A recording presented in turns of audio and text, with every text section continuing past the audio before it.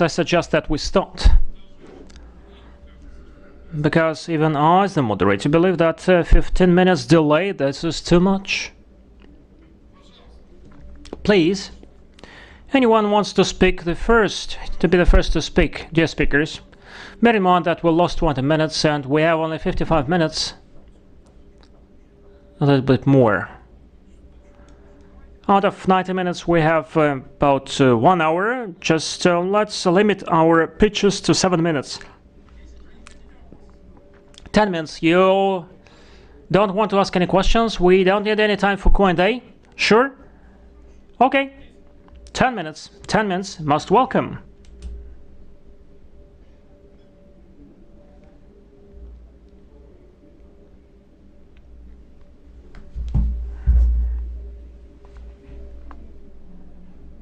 You're welcome. Good afternoon.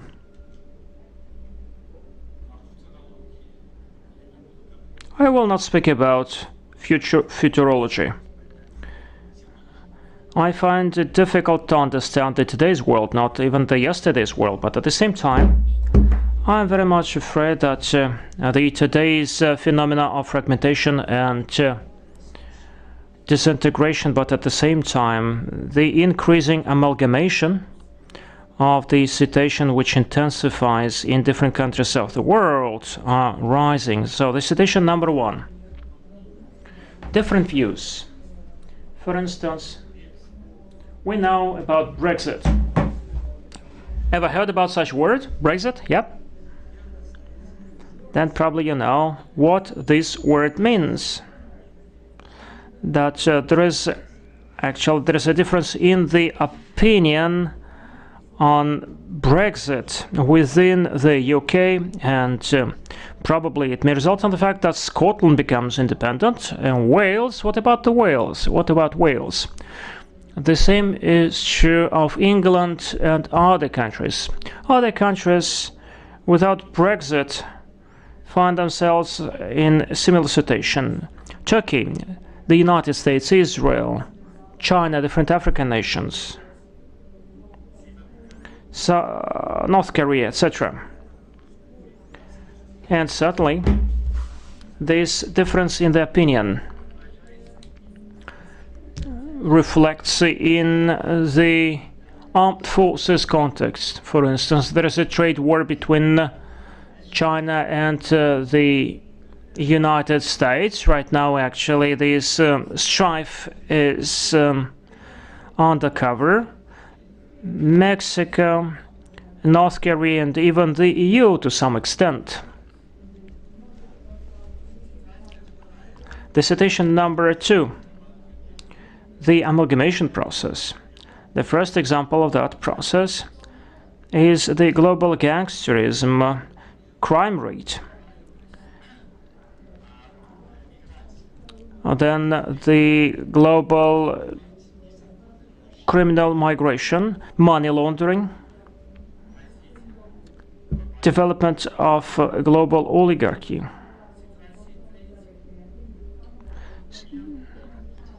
Then we are living in a cyber world. Let's start with a bit of dialectics.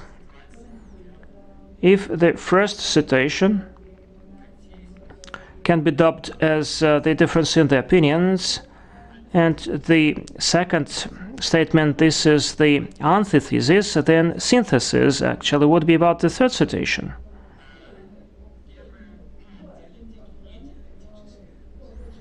The first non-dialectic statement is that actually we are living in a global world of an enormous scope when electrons must serve the mankind. But the second statement is about the opportunities of interaction between different people, and these opportunities are enormous. In a normal world and in the cyber world, actually we have much more opportunities. The third statement, how strange it may seem, but the cybernation of a globalistic world will result in the fact that people are meeting less, and once they meet, for instance in a restaurant, at the same time, they will look into their gadgets. They are texting, they are reading news. They do not talk to the neighbor sitting next to them. And the last statement is that this cyber world, this is the world of friendship, but at the same time, this is the world of evil. This is the world in which we live. I'd like to conclude the following way. I'm a pessimist by nature, and until now I may just state that my life until now is the life full of positive surprises. I hope very much that after my demise, the positive surprises will regularly enrich the lives of our heirs, not only my heirs, but heirs to all of us. This is all that I wanted to tell you, to share with you. I want to speak less. I don't want to speak more. And should you have any questions, I'm ready to take them. Are there any questions? Because we still have some time. Colleagues, any remarks, any observations, comments, feedback? Thank you so much then. Who's next? Who's next to speak? No volunteers. Then I suggest you take the rostrum. How much time I have? 10 minutes. 10 minutes. Okay. Let's proceed with the topic, but before that, I would like all of us to define the following. Does the global politics of disorder have any past? And how it is pinpointed? Let me draw an example of my motherland. After the national war for independence against the Turkish yoke, the then great powers believed that our people cannot regulate itself, and they appointed an important king, a German one from Bavaria, so that he would rule the country. And so it went.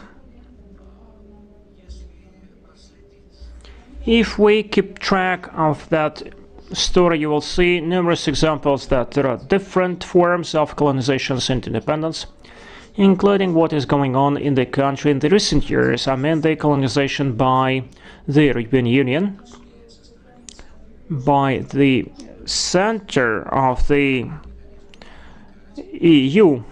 This is a kind of an integration based on plunder. And in the framework of that integration, Greece actually is doomed to be a loan and financial colony. We are actually dependent on the credits and loans on the EU. I would like to draw the following example. After the crisis, our country got the so-called aid. Early in the days of the crisis, this national sovereign debt, the debt which resulted in the state assuming the responsibility to rescue and bail out the banking sector at the expense of the foreign debts. In essence, we got 280 billion euro to cover that debt. No, I actually saw that debt. Mainly,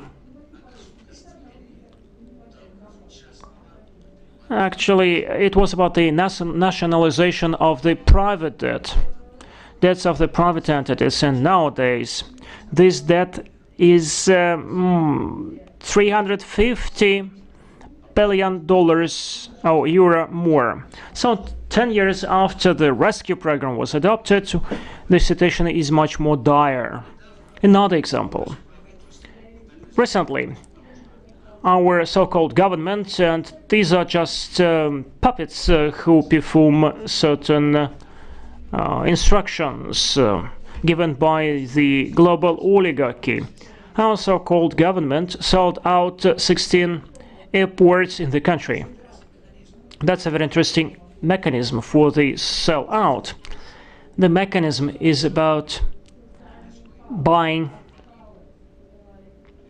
these airports were bought by Germany,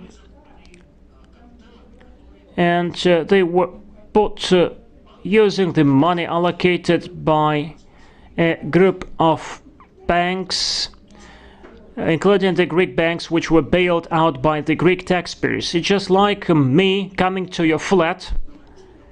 I seize your apartment, and you still have to give me money. So, as if you rush into the other person's home and expel him from that home. Look at Greece.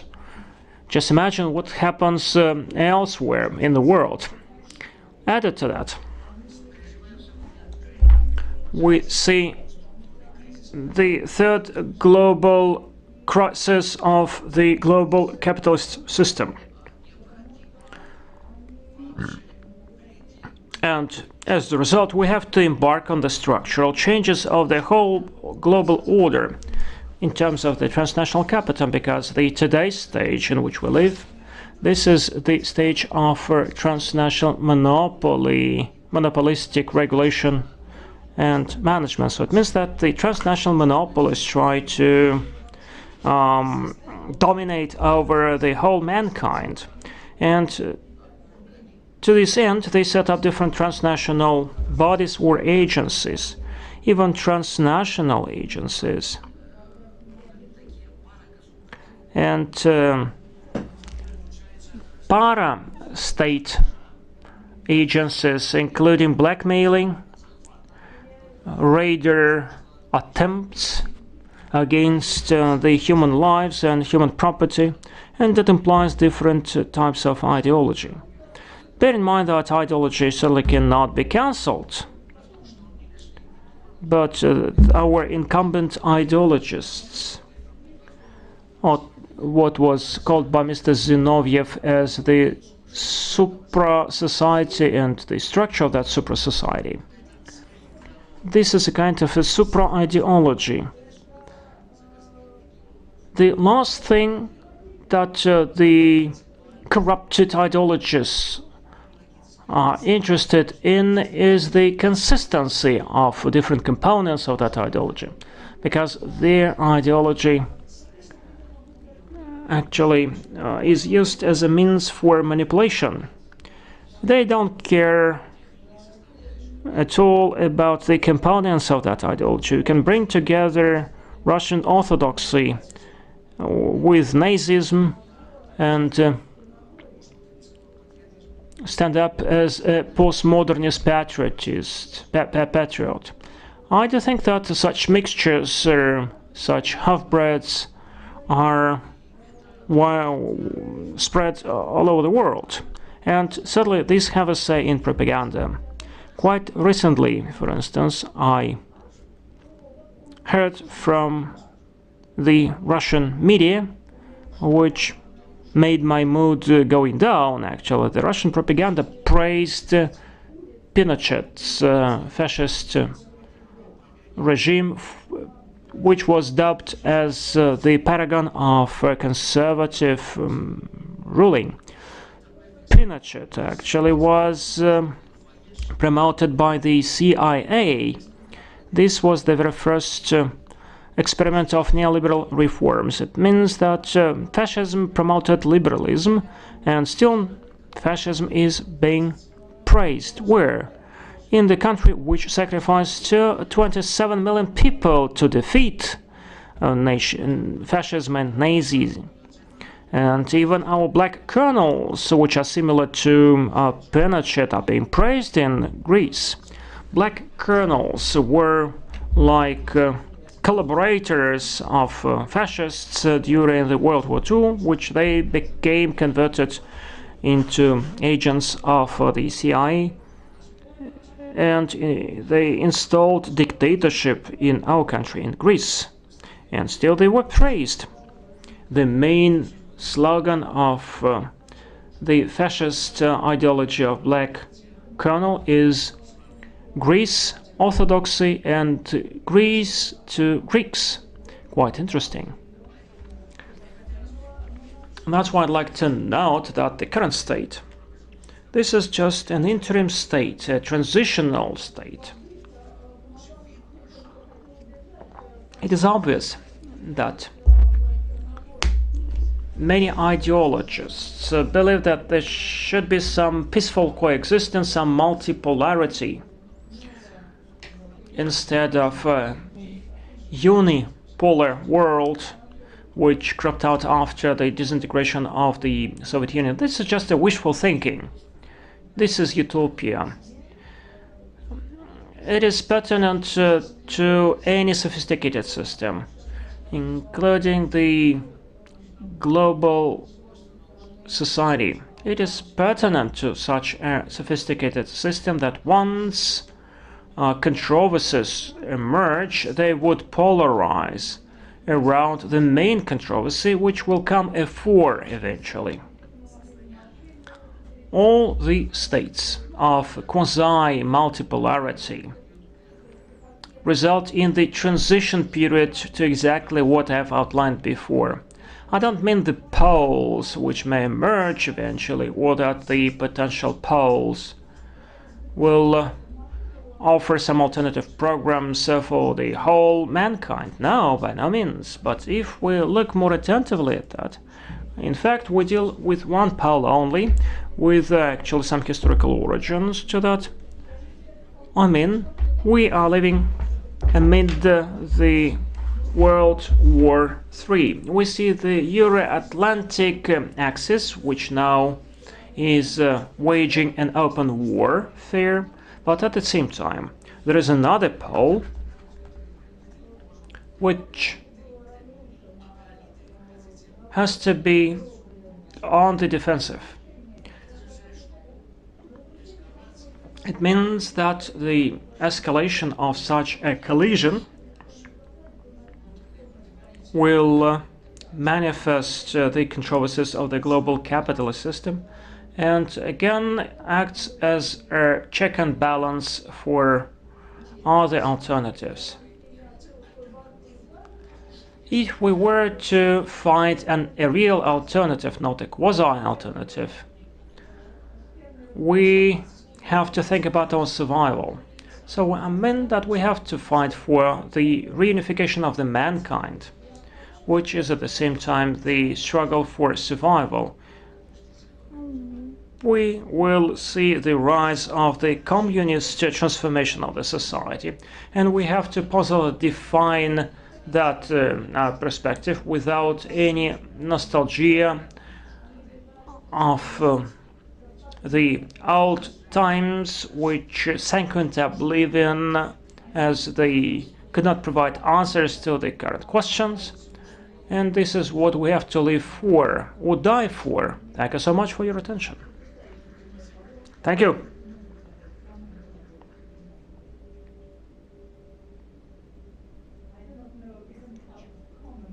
Very brief. Please be brief. The question is off mic. Thank you so much. Dmitry Martyshenko. For the sake of the minutes, at the time we saw the transition from the socialist model to the capitalist model in which we live in Russia. Tell me, please, will the reverse transition be fraught with the same ramifications which we already witnessed?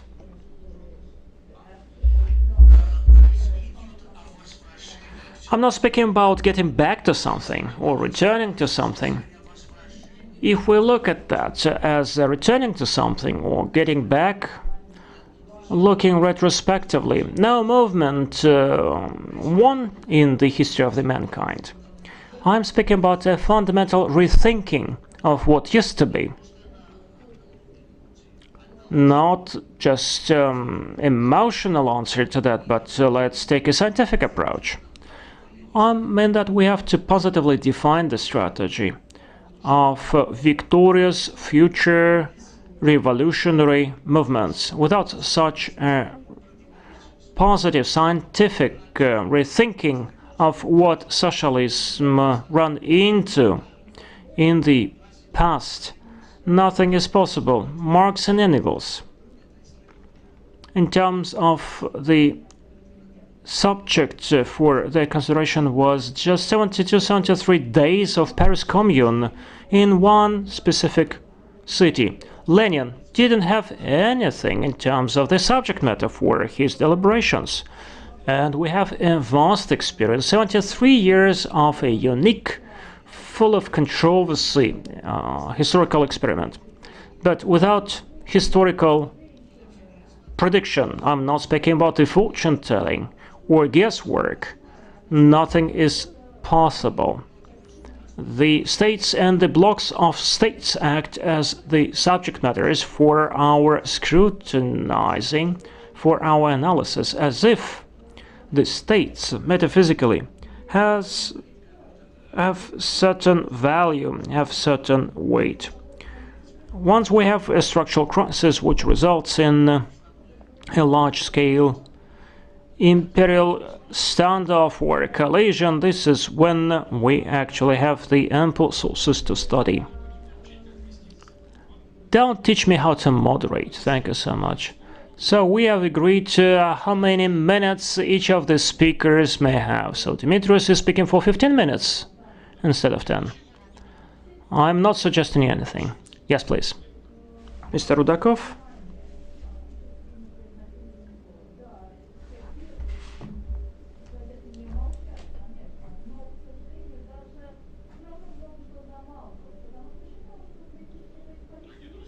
Difference. Our section has to do with the future, anticipating the future and futurology. Speaking the problems which may arise in future, we have to be ready not only for the force majeure situations in the territories which act as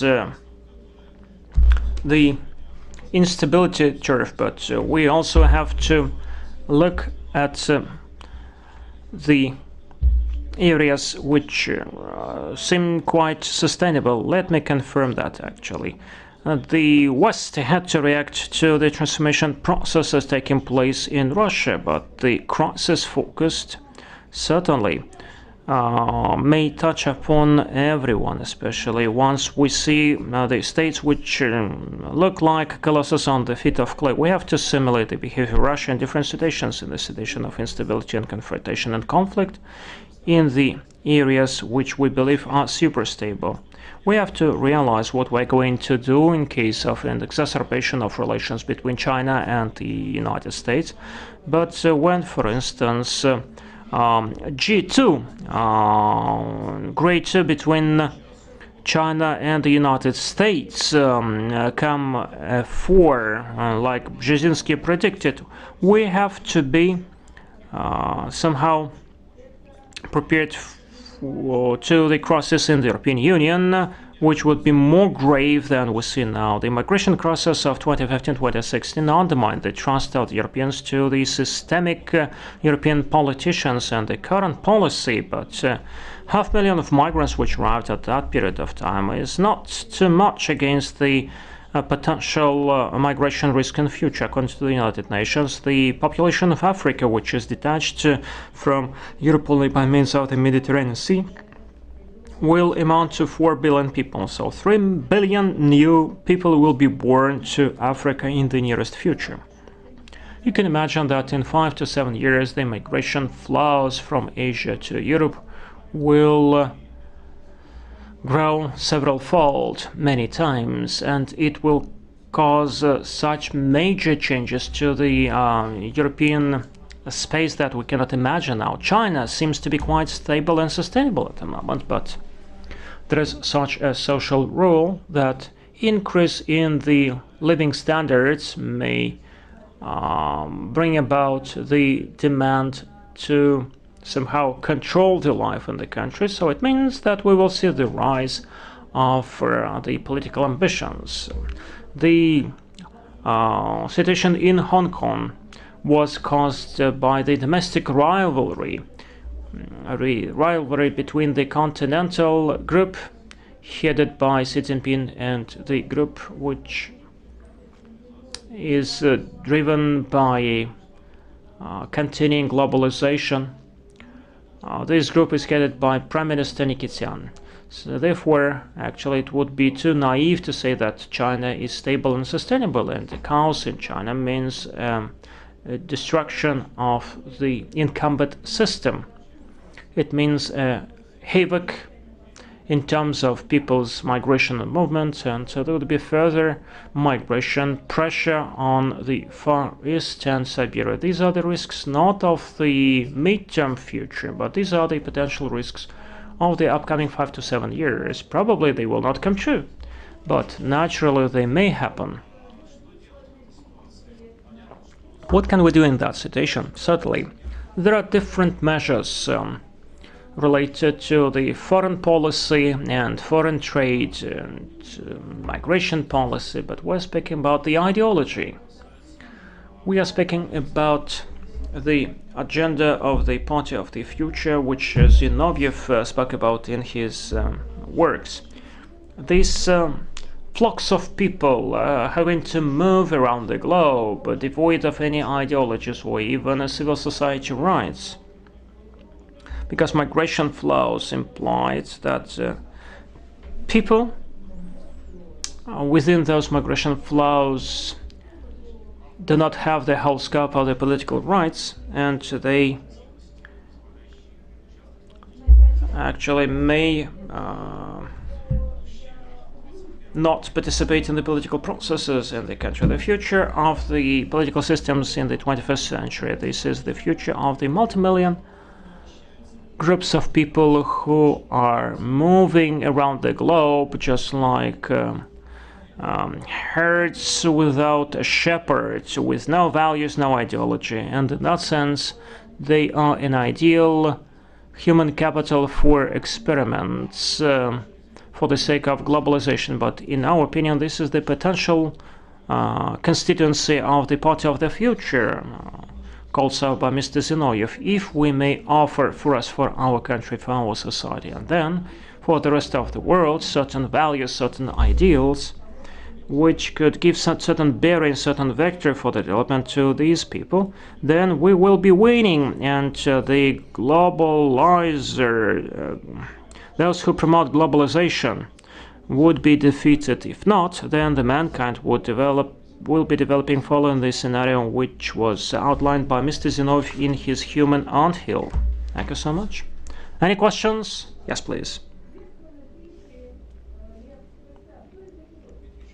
Dmitry Chiburkov from Donetsk, Union TV channel. The challenges which the modernity poses in front of the mankind, if we manage to address those challenges, then there is a certain future for the country and for the mankind. Do we have such a capacity? So we start our phrases with if, but in order to do that, what do we need? We need certain intelligence capital, no fifth column, or what we do need that we could respond to these challenges. Well, there is more demand for no-nonsense approach, for pragmatism which has no ideological anchors. On the one hand, it gives more room for maneuvers, allows to be more flexible, and therefore you may embark on ideological surfing. Seemingly this is an ideal way, but bear in mind the threats and challenges that await the world in the 21st century. This is far from being ideal. We have to give up depreciation of the ideology. This is the only way which will help us to win in the long run. If we manage to convince those who are listening to us and those who will get a report of our meeting that playing in the long run, this is something which deserves, which is worth attention, paying attention, then probably we can influence the situation, and our meeting will have some sense. Thank you so much. Good afternoon, Alexander Maknaev from the Institute of Neo-Traditionalism. Do you think that this is the traditionalism which may offer certain alternatives to this liberal neoliberal pressure exercised by liberals and neoliberals. Well, there is such an opportunity. If we speak about the leftist traditionalism, the traditionalism which takes in consideration the achievements of positive social experiments which was staged in the 20th century by the Soviet Union, in that case, yes, it would be an alternative. Okay. You have a question, the last one, please. Sergey Boranov, Russian Parliamentary Club. Do you consider such a scenario as no world order at all and various geopolitical centers scattered around the world as a result of the multilateral processes taking place there? It won't be a havoc, but rather it would be a system of 10-15 major geopolitical centers.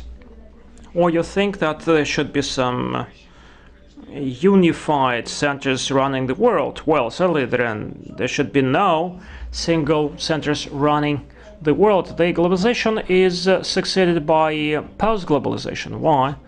Because the champions of globalization cannot dominate the world the way they would like to. And their ideology is in deep crisis. Actually, the ideology of globalization is still there. No one abandoned them, and there is no alternative to that. And until we suggest an alternative to that, however, we get back to the globalization tracks, and actually these phases and interchanges of globalism, post-globalism may last for decades. But until we offer an alternative, a totalitarian state would emerge. If we see certain ideology of the party of the future, dubbed so by Mr. Zinoviev, we'll see the fork in the history. Thank you so much. Thank you so much. You will tell us about that. Senor Chiesa, you want to make a pitch or you have a remark? Most welcome. You have 10 minutes.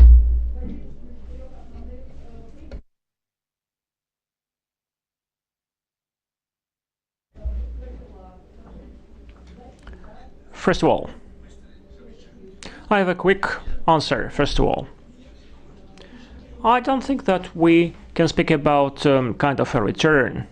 No return is possible, in my opinion, because the most important objective at hand we all have, not only Russia.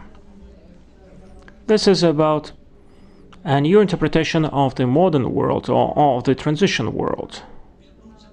You cannot get back to communism. You cannot turn the clock back because the conditions have changed.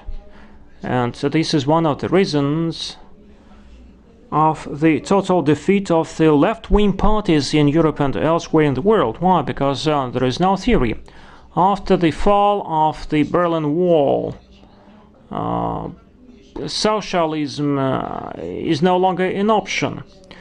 When you speak about socialism to the new generation, they will not even understand what you're speaking about. This is not in their vocabulary. That's why, actually, the idea of a return is unjustified. So this is totally unrealistic. In the 20th century, we all, even the opponents of socialism, still had certain idea of a structure of the society. There was a common Marxist idea of the structure of the society. And now, this social structure does not exist yet. The working class, as used to be in the 20th century, doesn't exist. And there is no structure in the society. And then how can we somehow replicate those slogans? At the time, there was one single interpretation. There was a struggle between classes, between the capitalists and the working class. and the working class is totally different, and capitalists are different. This is not a class struggle. There are certain problems which have large-scale planetary significance. For instance, the limits to the development, climate conditions. So the limits to the development which never existed before. So socialism was generating 5-year-long plans, and now we see the situation when development is not possible at all. So these conditions are totally unprecedented because we live in a closed system of resources. This is a paradox when money, the gross domestic product, etc., these are unlimited measures, but capitalism cannot address the problem between the class system of resources of the planet and the development, which is totally endless, which is eternal, which has nothing to do with the nature. Because in nature there is nothing endless or eternal. Summing it up very quickly, there is no returning back. We have to think about a new theory of transitional society. And actually, it's very difficult to predict what will happen after that transition period. Let me answer the other question. Can we get back to a kind of a pluralist system? No, that's not possible.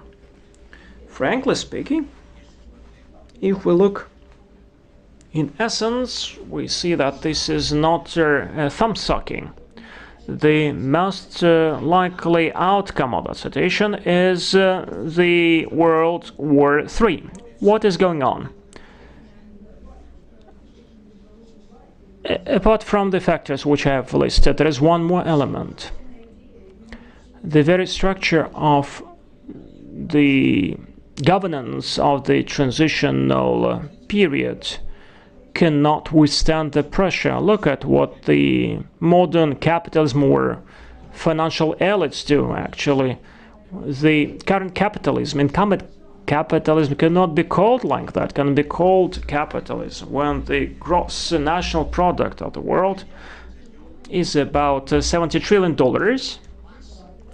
and the overall money supply is 200 times more. This is the so-called indebtedness. So it is 200 times more. Just multiply that by $73 trillion, and every second we speak, this actually money supply increases several times, and central banks increase that more and more, and every bank increases that money supply even bigger. You cannot actually somehow control this amount. What happens then? The gap between the rich and the poor is increasing every single minute. And this actually drives the gap not only between the rich and the poor, but the middle class actually is tilting closer to the poor. So there is no longer a middle class in the West, in the United States. Why Trump came to power? Because actually the middle class is disappearing there. And that means that the central authorities cannot control the situation, because the middle class added to the equilibrium in the society. Look at what is going on nowadays. I saw a BBC program yesterday, the day before yesterday, where they calculated how many cities now are waging a war against the central authorities. Argentina, Chile, Ecuador. 6 cities in Asia are waging a war against the central authorities, and the overall number of the clashes between the people and the central authorities reaches the figure of 35 cities. This is the end of the history of the middle class. Let me repeat once again. We have to, this is my suggestion, and it is at the same time a question. who can create what I'm speaking about. We have to accumulate some intellectual forces somewhere which will make this scrutiny, this analysis can be done spontaneously now. We have to set up some think tanks, some analytical centers which will study the transitional period problems. It cannot be done in China, it cannot be done in West Europe, in the United States it cannot be done, and they don't have anyone or anything. The only area we can set up such a think tank, that's Russia. But this center cannot be Russian only or Russian plus European. We have to set up a center which will bring together all the kinds of thinking, all the forces which may contribute to that, all the religions, all the cultures, all the civilizations, China, India, Russia, Europe, Africa. We have to pull together, but we need money. We need a public program, a full-scale, full-fledged program for that, because we are running out of time. So this is a race against time. We have to set up a global intellectual force. And one more remark, one more problem. What the previous speaker said was totally true. We see the emergence of a giant human supply which has no bearing, no ideology. Look, 1.5 billion Africans, they cannot even understand what we're speaking about. They were speaking the language they cannot understand. So these are just young people who are crossing the Mediterranean Sea. They're all young and they have no imagination, no perception of the society, no culture. They don't have even notion of a state, no historical past or historical memory. What it means for them and for Europe. Half of the European population, or even 70%, are totally biased. In the United States, more than 80% of people are biased. What it means? It means that they have certain structures to manipulate millions of people, and this is an unprecedented system which has never been before. That's why the key thing is about setting up a counteractive informational system, which actually does not exist in the so-called democratic societies. Thank you so much.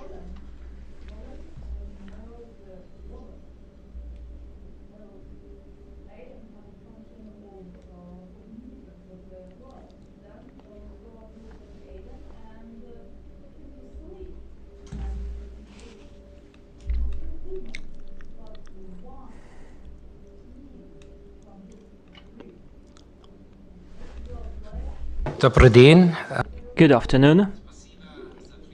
I'd like to thank you for the opportunity to speak in front of you at that conference. Unfortunately, I will have to read my presentation in English. To speak about the topic of culture and what happened to our culture during the 20th century. And I think this is necessary to understand our current situation and the outlook in the 21st century. Because culture defines the possibility of a society to be capable to keep peace or to go to war. So cultural digression is extremely dangerous, and I would like to point out three different factors which contributed to cultural regression during the 20th century. The first of all, which occurred around the middle of the 20th century, is the so-called industrialization of culture. For hundreds of years, culture was in every form the product of either a single author or composer, or the product of a social group which was rooted in society, in history, and so forth. In both cases, culture normally expressed the desires, the hopes, the life experience of a single person or social group. Suddenly, in the 20th century, we see a huge transformation of the way culture emerges. We see that culture becomes the product of the division of labor. So hundreds of people working together, creating a film, creating a magazine, and so forth. And culture products which are the result of the division of labor can no longer represent the life experience of a person. They can no longer support the processes of self-education within a human life or a human mind. And therefore, the industrialization of culture, which emerged in the midst of the 20th century, changed culture in such a way that it no longer addressed and supported the process of enlightenment. Instead, was focused on distraction and amusement and the constant satisfaction of specific needs. And this contributed to an overall cultural regression which we have seen during the course of the 20th century. A second factor which harmed the cultural development of Europe and the world enormously was the emergence of transnational structures. Alexander Zinoviev has talked about this phenomenon in his famous essay, Global Super Society in Russia, where he called those structures super societies. And Alexander Zinoviev explained that the Soviet Union was the first super society in human history, and that after and he forecasted that after the demise of the Soviet Union, the Western world would become the second global super society. And indeed, we have seen in the recent decades, through the process of globalization, that the Western world has been culturally unified and homogenized to a large extent. We see now the same trends in nearly all Western countries. And that means that the cultural complexity, the diversity of Europe is diminishing. So super societies can harm culture because they are destroying the cultural diversity. And then there's a third factor which contributed to the loss of cultural complexity during the 20th century, and this is simply the Cold War. During the Cold War, both parties, both superpowers, tried to redefine culture from the perspective of their ideology. We can say that the values of the French Revolution, freedom, equality, fraternity, have been divided along the border of the Cold War. So as much as the Soviet Union was focused on equality, as much was the West focused on freedom, especially individual freedom. And this division has created a kind of one-sided interpretation of European culture, especially so as the Western world has continued to develop its culture on the same track as during the Cold War after the fall of the Berlin Wall. So we have seen in the Western world the rise of a highly of a culture which is to a large extent focused on individualism, on the individual as such, and which has led over the years to a more and more fragmented society in nearly all Western countries. Those fragmented societies which have emerged nowadays in the Western world are lacking the ability to define a common identity or a common understanding of values. Therefore, it is no surprise that especially the subculture in the Western world has become more and more nihilistic, and it does no longer believe in the existence of common values or in the belief in the existence of truth. And this has led to a culture which is more and more celebrating the ugly, celebrating the nasty, and seems to have lost its connection to beauty and truth and complexity. For many decades now, there has not emerged one single work of literature and art in the Western world which can be valued on the same level as many of the classical works we know from the first part of the 20th century or the 19th century. So the sphere of art and literature has basically died in the Western world. And we have to ask ourselves, what does this tell us about the culture which has emerged out of the 20th century in the beginning of the 21st century?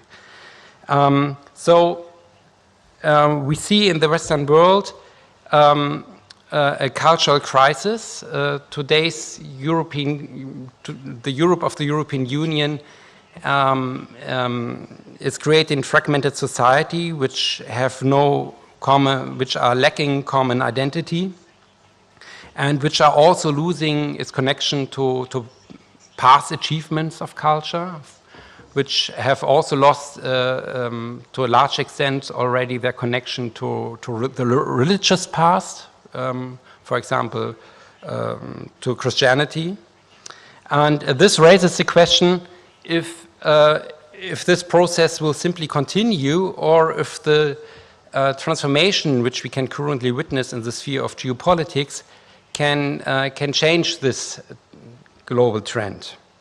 The rise of a multipolar world order can be seen now for some years, and especially after the American withdrawal from Syria, it seems to have come more into reach. And I would like to point out that a world order which becomes more and more multipolar, which has different centers of power, will also create different interpretations of modernity. We will see probably the rise of a Chinese interpretation of modernity, which will be connected. No, I have to continue a little bit. Which will be connected to Chinese values. We will see also in Russia a different interpretation of European values than the one we can witness in the Western world. And this enables us to compare different kind of civilization, to compare different kind of cultures. And this is very crucial, because in the last 3 decades, there was every trend which occurred in the United States and in Western Europe was global. And that means we were not able to compare, and every trend seems to be normal, seems to be the expression of natural development. And in the very moment when we really enter a multipolar world order, where also different interpretations of modernity can arise, in this very moment we can see what happened to European culture over the last half century. And we can suddenly realize how nihilistic, for example, Western subculture has become. And therefore I see a chance to cure some of the cultural regression we have seen in recent decades through the rise of multipolarity. Nevertheless, other trends will of course continue. We will still have to live with the industrialization of culture. We still have to live with new challenges which are coming from artificial intelligence and big data and so forth. But nevertheless, there is a small chance that the multipolar world order can open up our minds, that you can address the loss of complexity in our modern culture. Thank you very much. Спасибо. Sergey Baburin, you have 10 minutes. 10 minutes, that's more than enough. That would be just great. Ladies and gentlemen, really, today we celebrate the 20th anniversary of Alexander Zinoviev getting back to his motherland, and his 97th birthday. And this gives us an opportunity, through his legacy, to look at our today's reality and to try to understand what may happen in the nearest future, what we have to strive at, and what we have to abandon or give up. The global processes are obvious, and a lot's been said about that. And in general, I cannot agree more. 10 years ago, me and Mr. Giulietto Chiesa, whose friendship I'm very proud of, we published books. He published a book called The War of Empires, and I published a book, The World of Empires, or The Peace Between the Empires, and these were very serious books. We spoke about the same things, but through different prism. When we are reading Zinoviev, his Human Anthill and the West, we see that most of his predictions came true. And we realize that the mankind still doesn't want to learn lessons from their own history. When we see today how, as a result of a defeat of globalization,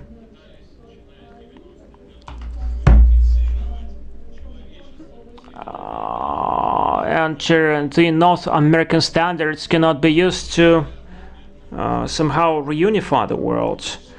We still have a multipolar world, but it still is driven to a disaster, to a catastrophe, regardless of what is going on according to the national plan. When we see bringing of states and nations together, and I don't mean the European Union in an attempt at the Eurasian Union, in an attempt of the Russia's reintegration. I mean also the processes which are taking place in South America, in Africa, in the Arab nations. But we still do not understand why socialism, which was built in the Soviet times, actually is no longer socialism. And why capitalism collapsed. But it collapsed only now, it didn't collapse before. Why? Actually, I don't believe that this model can be a success. I'm totally confident that the crisis of the Western Europe and the crisis of the Western world was caused not by the migration inflows. That's just a ramification, but this is the same crisis which brought the USSR to its end. This is the loss of the moral and ethical foundation. This is the loss of the goal to develop.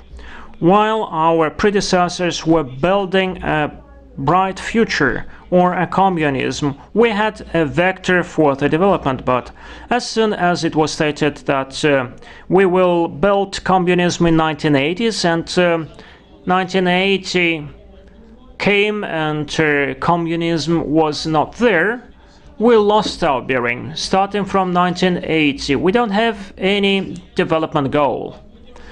All the time, we are somewhere between those yawning heights.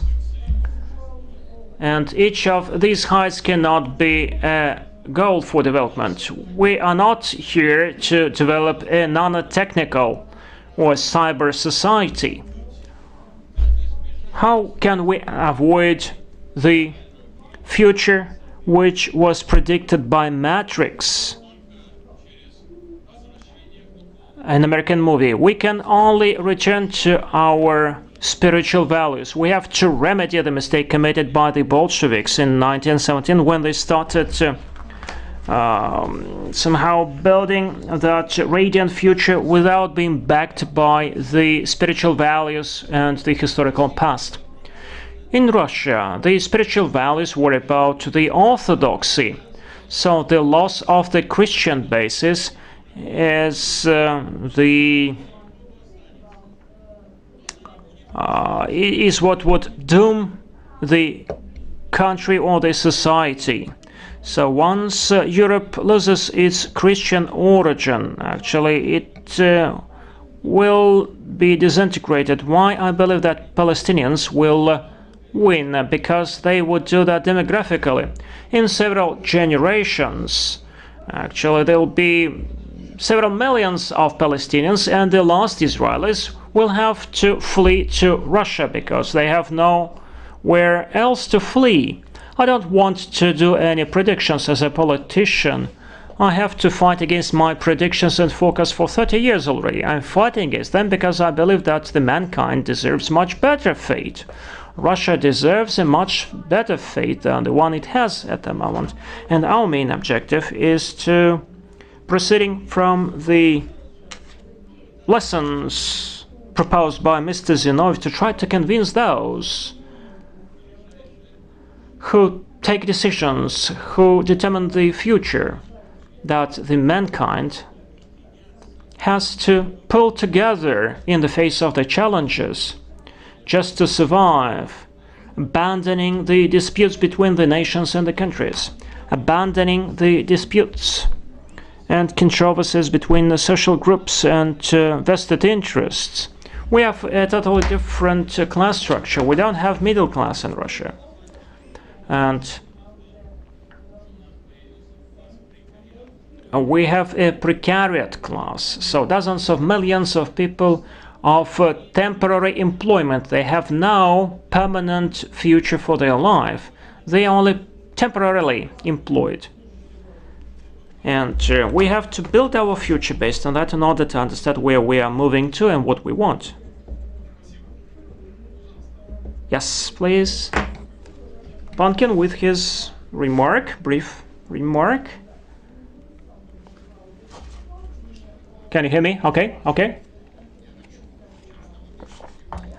I would like to start from where we finished at the plenary session. Vladimir Lepyokin spoke about the global human anthill. It was a Futurology essay written by Mr. Zinoviev, still living in the West, 1999, if I'm not mistaken.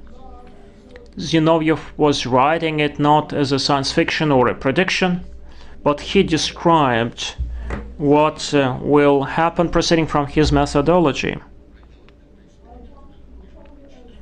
I highly recommend you to actually read again that book and mark what come true, what didn't come true.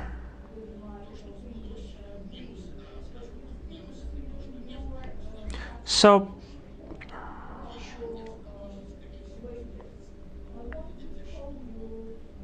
and you will see that many more pluses and questions rather than minuses, meaning that what didn't come true. So we really are living in the context of the global human anthill.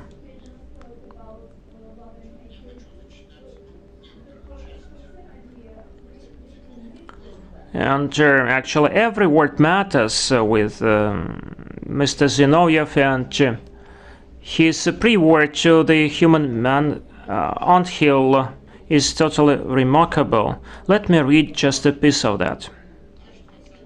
Our 20th century was probably the most drama in the history from the standpoint of civilizations, systems of relations, but regardless of anything, it was the age of human passions, an age of despair and hope, illusions and sobriety moments, joy and grief, love and hate. It was probably the last human age to be succeeded by the post-human history. The history without any hope and without any illusion, without despair, grief and joy, without love and hatred. If we look at our today's life, you will see that it becomes more and more comfortable and convenient, but at the same time, we are losing, and this is to develop what Mr. Zinoviev used to say, we are losing some human relations, human grain. People are driving better and not violating the traffic rules, but not because they love the mankind, but because cameras are everywhere.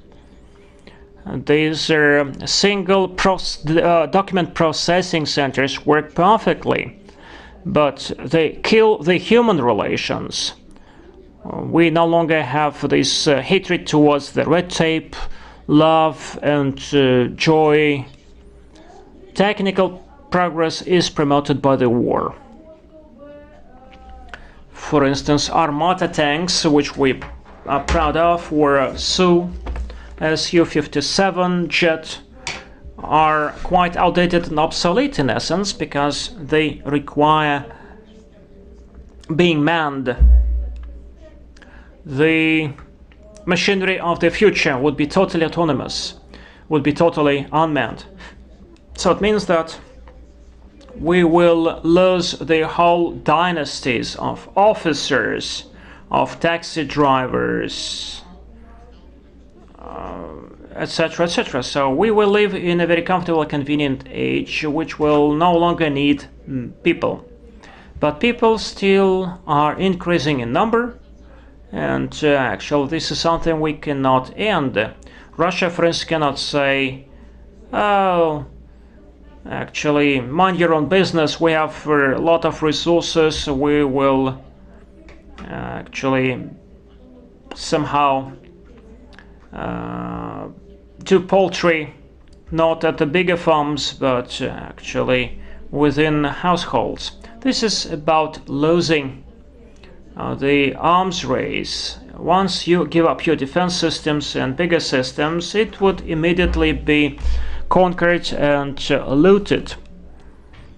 What Zinoviev wrote about, we will see the rise in the redundant people who are totally useless, and some African nations from more primitive ones would be in advantageous position because they are not used to the civilization and they are feeding themselves with their arms, not with the artificial intelligence. And this is what Zinoviev wrote about. This is what we will see in future more often. Thank you so much. I apologize for drawing your attention to this subject. And the last but not least, this would be my speech, not as a moderator, but as the speaker, following what Mr. Pumpkin said.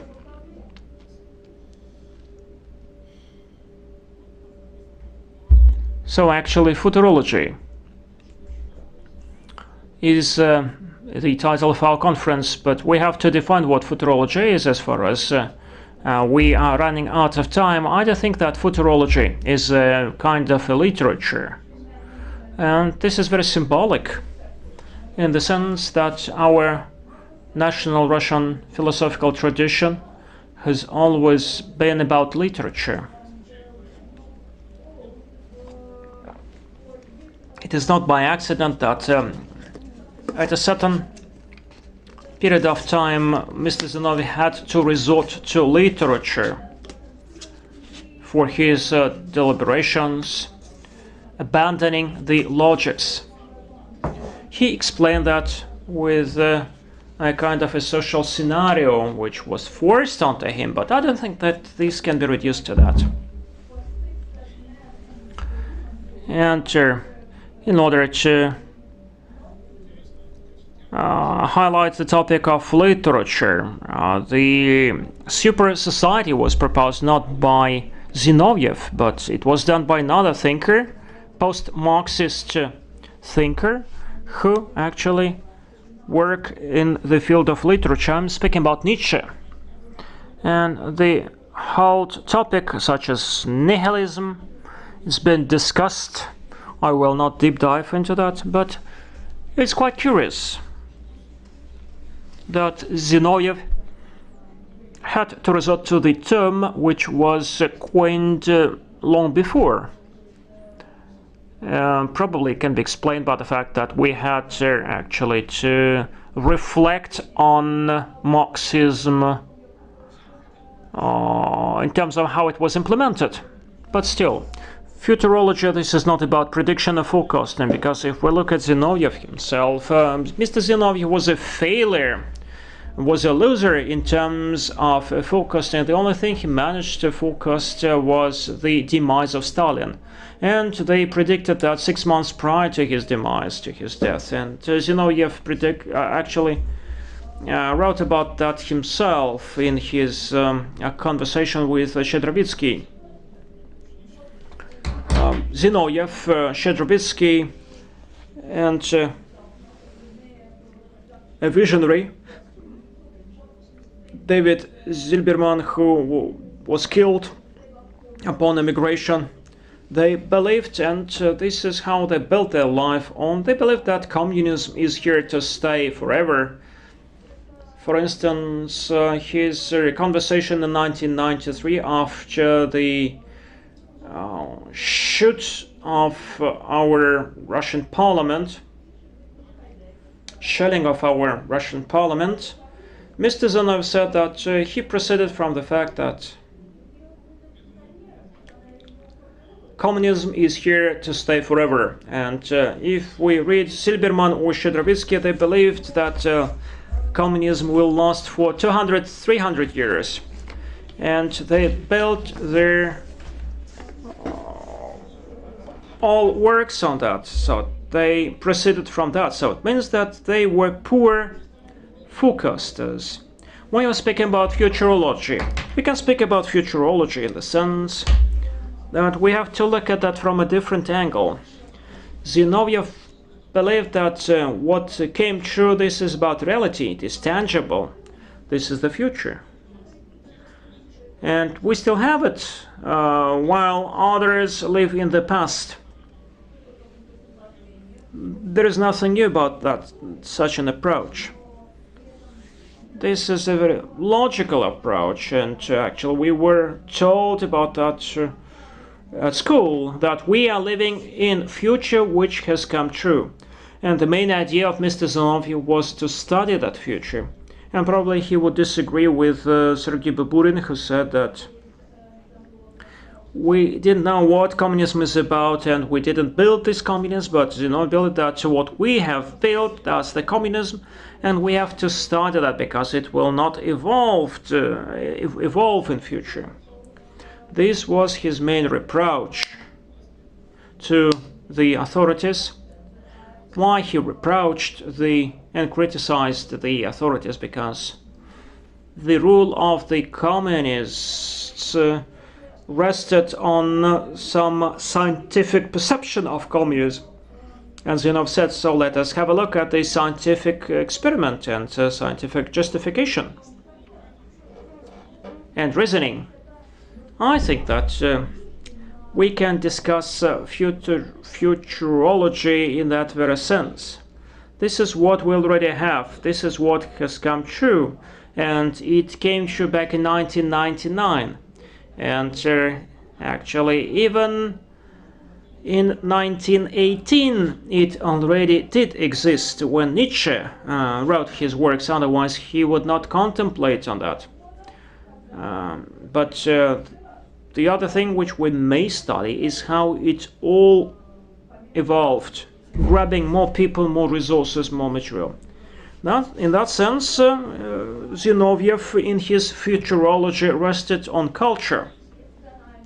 The main criticism against the Russian philosophers, especially against the Soviet philosophers, is that they decoupled from culture, decoupled from any traditions. No. Actually, what Zinoviev did was actually in the main trend of the European traditions. Zinoviev himself, in his essay of 1993, which I mentioned, stated that he is the man brought up in the Soviet ideals. He is Homo Sovieticus, he is a Soviet man. But at the same time, he said that the Soviet Union and the Russian communism, this is the follow-up of the Russian history, not just a breakup. of the history or something totally detached. This is not a mistake which has to be remedied. Why he knows that? He never lived in the Tsarist Russia, but actually he was a theoretician in that sense. He proposed his method. We have two historical states, before and afterwards, and actually after this is the future and before that's the past. And if we understand the connection between what used to be before and what happened next, only then we actually can speak about succession. So our today's situation is about succession of the Soviet Union. What we are using in politics, economics, or industry was developed either in the Soviet times or even earlier, before the revolution. And the self-elimination of the communist socialist monopoly took place in 1991, and it was aimed at building a kind of a statehood. And once the state was built, actually the communist ideology eliminated itself, and probably it just expired its historical objective or function. This historical principle of succession, that something which we can regard as the past or something that we can regard as the future, this is the main method used by Zinoviev. We can even regard that as his legacy or his testament. Thank you so much.